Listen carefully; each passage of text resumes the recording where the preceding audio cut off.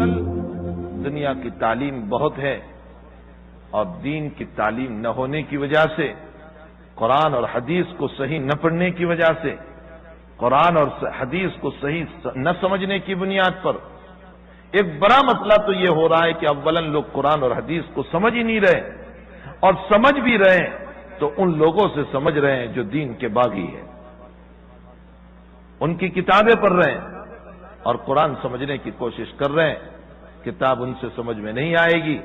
کتاب سمجھانے والا وہ سمجھائے گا جس پر اس قرآن کو اتارا گیا ہے، اور وہ ہے محمد الرسول اللہ صلی اللہ علیہ وسلم۔ اور پھر آپ کے براہ راست شاگرد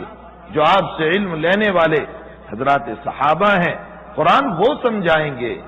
قرآن اور پھر ان سے جنہوں نے براہ راست لیا، جن کو تابعی کہا جاتا ہے اور جن کی تعریف خود نبی نے فرمائی، خیر القرون قرنی ثم الذین یلونہم ثم الذین یلونہم، بہترین زمانہ میرا زمانہ، میرے صحابہ کا زمانہ، اور اس کے بعد میرے تابعین کا زمانہ، اور اس کے بعد میرے تبع تابعین کا زمانہ۔ قرآن کی تفسیر وہ ہوگی جو محمد الرسول اللہ صلی اللہ علیہ وسلم نے بتائی ہے، جو صحابہ کرام نے حضور پاک صلی اللہ علیہ وسلم سے جو تعلیم لی ہے، وہ قرآن کریم کی تفسیر ہوگی منمانی طور پر۔ اور آج کل نت نئے مسائل کھڑے کر کے جو لوگ ہمیں قرآن کو سمجھانا چاہتے ہیں، باطل طاقتیں قرآن کو موڑ توڑ کر قرآن کریم کی تفسیر ہمیں سمجھانا چاہتے ہیں اشکالوں کی شکل میں، تاکہ ایک مسلمان کو قرآن میں شک پیدا ہو جائے۔ اور یاد رکھو، قرآن کا شک انسان کو جہنم میں لے جانے والا ہے۔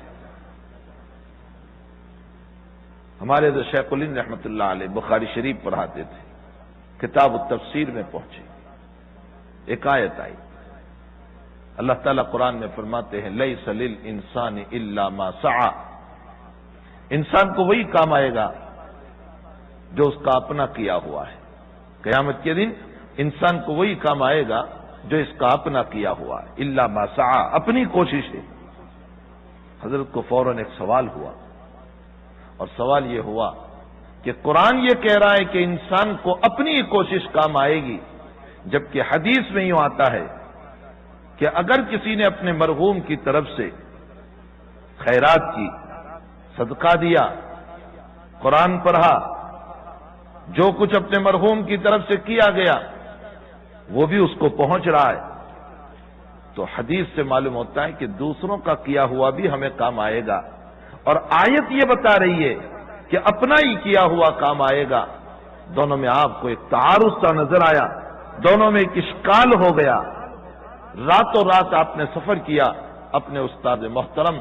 حضرت گنگوہی نور اللہ مرکزہ کے پاس۔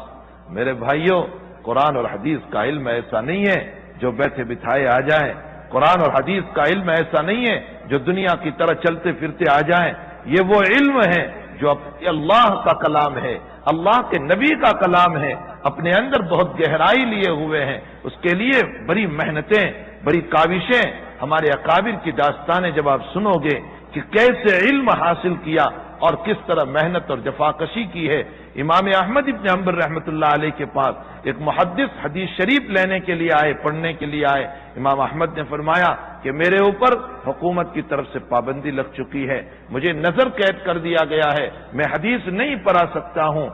کوئی شکل وہ محدث کہنے لگے حضرت میں بہت دور سے آیا ہوں، بہت دور سے آیا ہوں، آپ کوئی راستہ نکال دیجئے، کچھ حدیث مجھے پڑھا دیجئے۔ حضرت نے فرمایا کہ حکومت کی طرف سے مجھ پر پابندی ہے،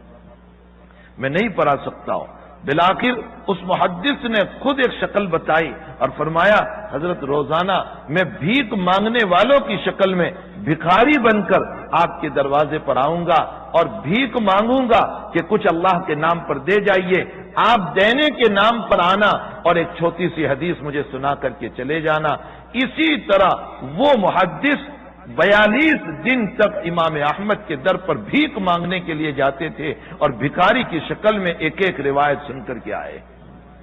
یہ دین ایسے ہی نہیں آیا۔